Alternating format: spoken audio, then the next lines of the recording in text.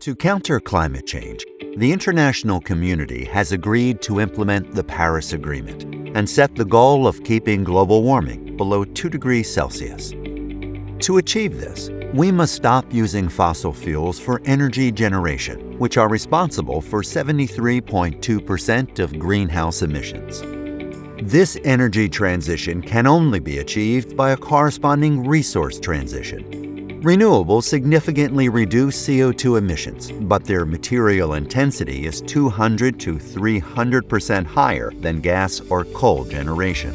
The World Bank assumes an increase in demand for raw materials of up to 500% associated with the energy transition. Many of the needed raw commodities for renewables are in limited supply and on the European Union's list of critical raw materials, which has grown from 14 in 2011 to 30 in 2020. Furthermore, automation and digitalization in production are leading to increasing demand for primary raw materials in industrialized countries. In addition, tensions between China and the USA are leading to political deglobalization and disrupting international supply chains.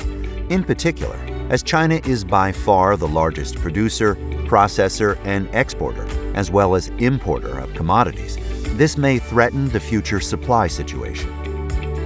The COVID crisis has intensified the trends of high-speed automation and deglobalization of supply chains.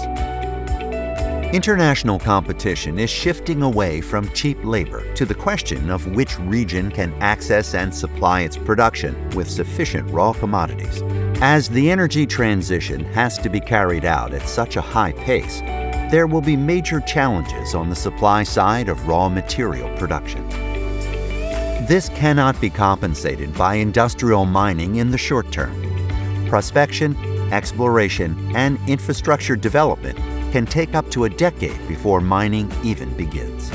Artisanal small-scale mining, also called ASM, can fill this supply gap.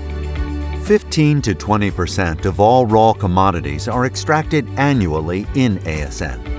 The deposits are usually close to the surface, have high grades, and can respond quickly to a shortage of supply on the world markets.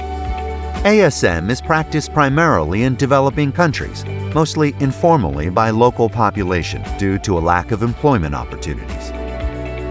The informality of the sector often forces communities into dependence on illegal financing, which is associated with serious human rights violations, such as child labor and violence against women, as well as exploitation and environmental pollution, or even finances wars, leading to the definition of conflict minerals. To break this spell in the ASM sector, IotaOrigin has developed a platform based on 3 pillars. 1.